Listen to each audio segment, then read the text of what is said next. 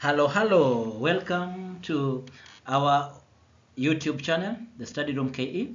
This is a platform where we demystify learning experience, and we try to make sure that it is simplified to your best knowledge. When you get to this particular forum, you will never miss to learn. At Study Room KE, this is your real home.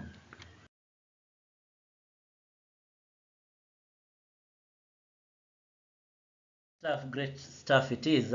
At Study Room KE, we make sure that everything is okay for you. So please make sure that you subscribe at our YouTube channel. You can also reach us on at studyroomke@gmail.com or make a call. You can make a call through the numbers that are on your screen, and we'll be ready to help where necessary. Tell a friend to tell a friend, like, comment, and subscribe.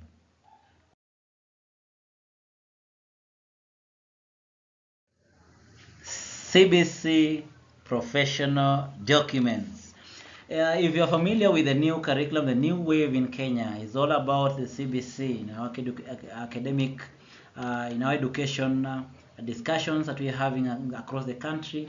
Everyone is talking about the CBC, and now we are trying to make sure that this particular content is to your level, that you understand and better. Now today we want to talk about lesson plan under the CBC professional documents, and we're still insisting on, and we're going to use the English version to make sure that you understand it better.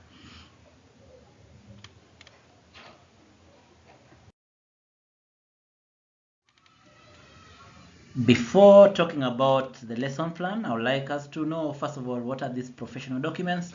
Their development, the development of these documents is guided by the curriculum design, and this enhances the teacher's understanding of the design. It is important for the teacher to prepare and use the professional documents in their day-to-day teaching, since they lay the foundation for sound administration, planning, evaluation, and monitoring of curriculum design. In other words, we mean that this particular documents that we are having are supposed to be designed based on the curriculum design. What are these particular documents that we're talking about? We're talking about lesson plan that we want to talk about today. We're talking about also the schemes of work. We are also talking about records of work covered. We are also talking about progress record. And the final one of the documents that you need to have as a teacher, the individualized education program, also known as the IEP. So when you get the word IEP somewhere, don't be perplexed. Just means the individualized educational program. So these are the documents that as a teacher you must have. The lesson plan. Lesson plan is one of the major documents that you must have as a teacher. And what is this lesson plan? Remember, lesson plan is a breakdown of the schemes of work into teachable units for the lesson. With a lesson plan, you are in a position to conceptualize the lesson activities at glance. You plan early enough. Remember that inquiry-based learning techniques are essential during the planning of a lesson. And inquiry-based learning prepares learners for a world that is dynamic and not fixed and static. Inquiry-based learning also opens systems where learners are encouraged to search and make use of resources beyond the classroom and the school. So basically, when you are working on the lesson plan under the CBC, it must take into consideration inquiry-based learning, where learners are moving from fixed and static position to a dynamic one. They are able to open their minds, they are able to discuss a lot, they are able to make good use of the environment, they are able to just learn. So when preparing the lesson plan, you need to consider this when working on it. And the first part of it is a specific learning outcome. And what do we mean by specific learning outcome? You need to understand that CBC is founded on learners showing or demonstrating what they have learned. And this means that there must be an evidence for that. And this evidence is now what we are calling the learning outcome. The learning outcome has a verb, has a context, and an example of a verb is name, list, or identify. And a good example of a learning outcome is by the end of the lesson, the learner should be able to identify. By the end of the lesson, the learner should be able to identify. That's a good example of specific learning outcome. It is better to use only one verb when coming up with the learning outcome. For instance, don't say by the end of the lesson, the learner should be able to name and identify. Stick to either name or to identify. After specific learning outcome, we need to have the learning experience. A good learning experience must give a learner an opportunity to practice a specific behavior indicated in the learning outcome. For instance, if focus is to solve problem in sanitation, ample opportunity should be provided for learners to come into contact with the real problems and find solutions. Allow pupils to set up a practical and a demonstration. Don't be the one to do everything. Don't be the person that wants to set up every practical. Let the learners datify themselves. Let the learners make sure that they do everything, because through that they are learning.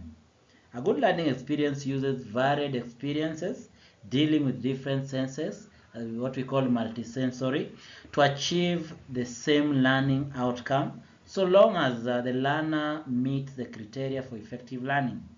Remember that all learning outcomes should have corresponding learning styles. The learning experiences should not only add value to the learner, but also promote further learning in addition to being effective. The next area that you need to consider is the key inquiry question. The question must raise additional questions and spark further inquiries. Key inquiry questions require support and justification, and not just an answer.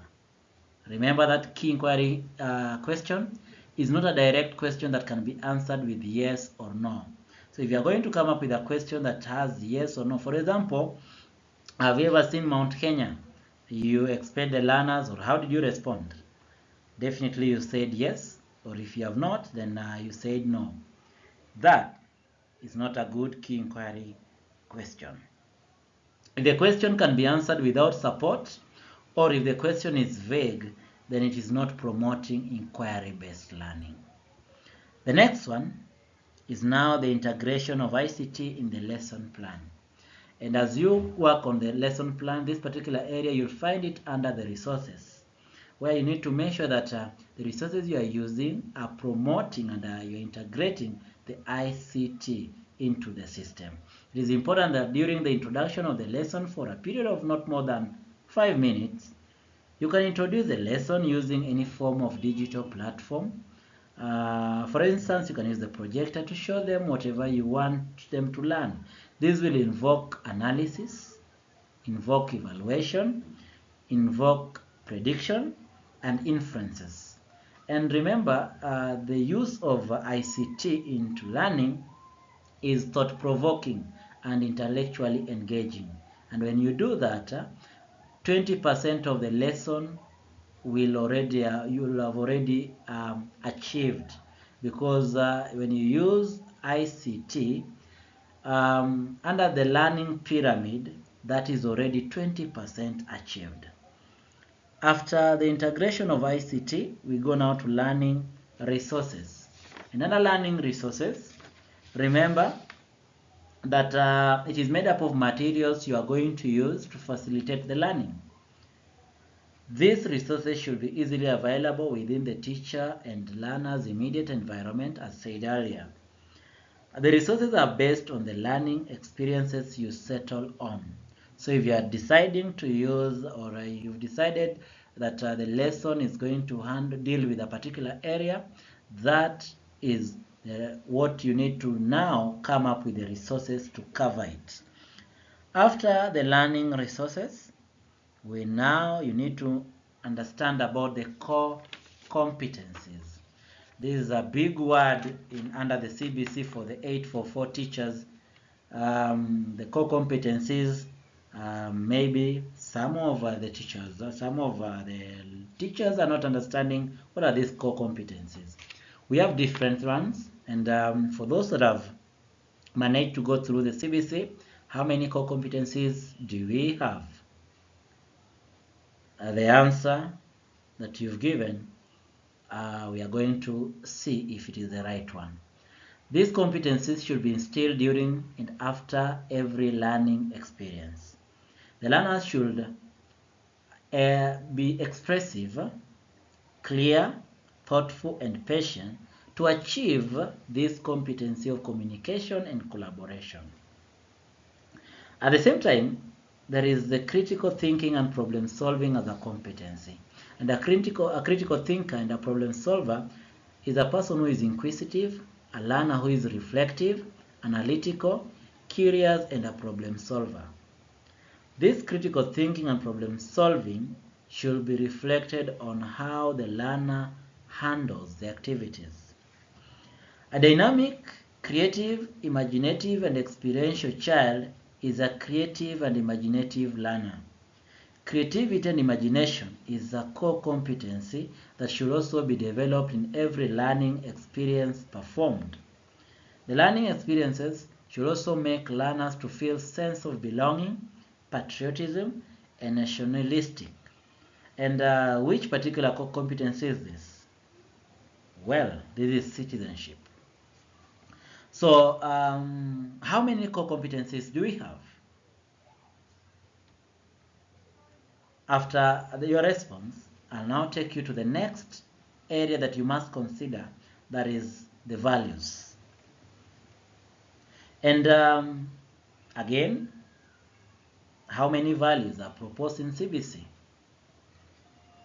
Through the learning experience in a lesson, values of love, responsibility, respect, unity, peace, patriotism, social justice, and integrity are supposed to be in the learning experience. So make sure that all the values that we mentioned are part of the learning experience. And then the next area of interest is now the PCIs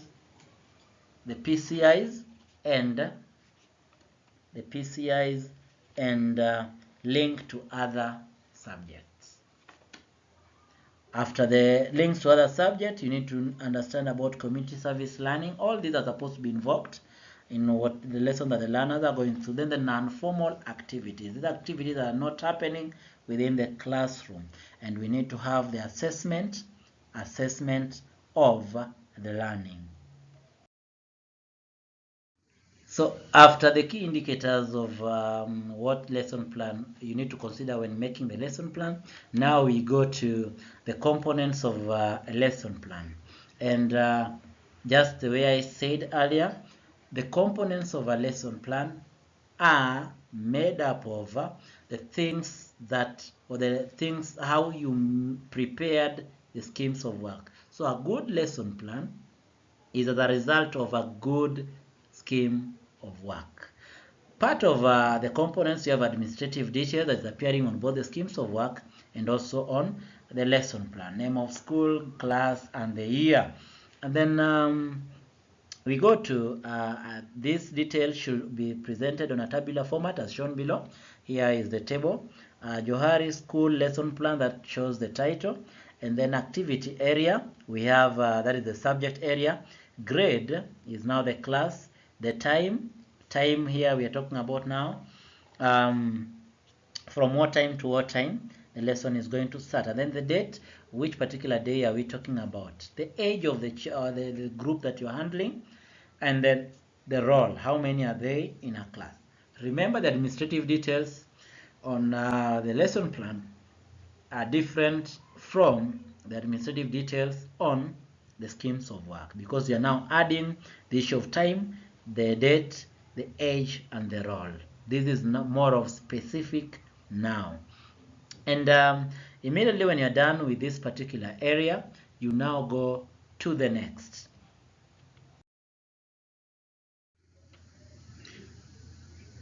The next, that is now the strand. And you understand, you have information about the strand. For the 844 is the topic. This is the topic that we're talking about. After the strand, we now go to the substrand.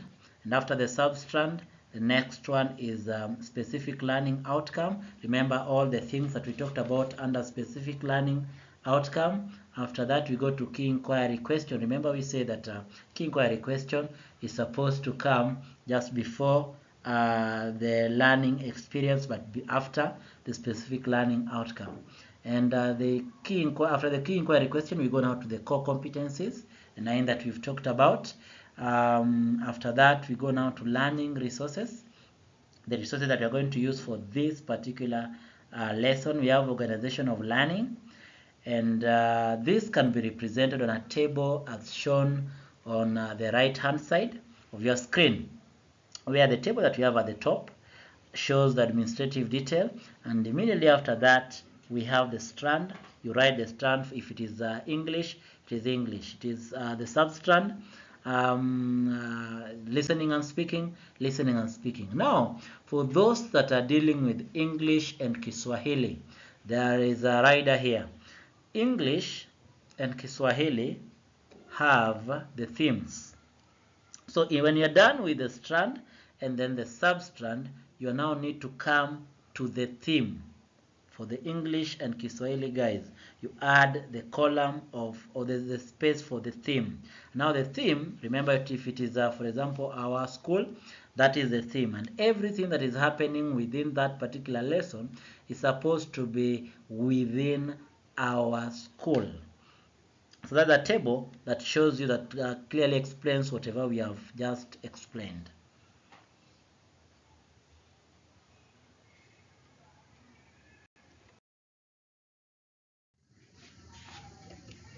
So after all the information that we've talked about, now this is the key area. Remember that the lesson had not just started. Now we are getting to the part of the lesson. And this is now where we have the introduction, lesson development, extended activities, and we have the conclusion, summary. Conclusion is also called the summary, and reflection of the lesson. You are reflecting on how everything is. Now the introduction, as said earlier, you can introduce the lesson by asking, using the key inquiry question. You can also come up with a song. And then when you're done with that, you go now to the lesson development. This part I know everyone is familiar with, because it is still in the 844 system. But now, unlike the 844 system, where we had, when we go to lesson development, we had the introduction, development, and conclusion. This particular one, we have the step 1, and then step 2, and then step 3. You can go up to step 4 depending on how your learning experiences are. But now, the maximum can be up to step 4. All this explains how you want to develop your lesson from one area to another. When you're done with that, you go now to the conclusion, how you are going to conclude your lesson. Are you going to conclude your lesson by coming up with a song, or by reinstating the key inquiry question that you had before, or by asking questions? That depends with how you want to make sure that you achieve it. And then after that extended activity, this is now the part where you involve a child on activities that the child is going to do at home. This is more of involving the parent, engaging the parent. This is what we call the homework activities. And then after that, you go to summary. The summary can be, you summarize the notes. These are now the notes that you want the learners to understand. The key areas is under the summary. After the teaching, you remind them or reflect on those, the summary. Then reflection, did you achieve whatever you had, what went on well, what did not go on well, and what areas can you improve on when you go to the next lesson? And remember, reflection is for both the pupil, the learner, and the teacher. We have learned a lot. And now it is good to understand and remind ourselves of the lesson. That one, a lesson plan is developed from the scheme of work and shows how effective learning will take place within allocated time for the lesson. And that a lesson plan is developed from the schemes of work. Learning experiences shows how the specific learning outcomes will be achieved. We have also learned that determine appropriate assessment method that will show how well the outcome is attained. Make sure that you come up with appropriate assessment method that will show how the outcome will be attained. Then you need to consider the learner's ability, the background and learning approach to use when developing the lesson plan. And you must make sure that you the availability of relevant and appropriate materials when planning. Make sure that the available appropriate materials are there when you're planning. And don't wait until the lesson is when you're starting the lesson. That's the time now you're rushing for different appropriate materials. Then finally, a lesson plan has administrative detail as shown, strand, substrand, specific learning outcomes, key inquiry question, core competencies, learning resources, organization of learning, introduction, lesson development that is subdivided into almost 3 to 4 areas. That is step 1, 2, and 3, or if you want to add the 4th one. And remember, this lesson development depends on how you have planned your lesson or you have planned your learning activities. Then we have the extended activities, and this is where now parents are engaged, activities that are going to take place at home, or it can be a project.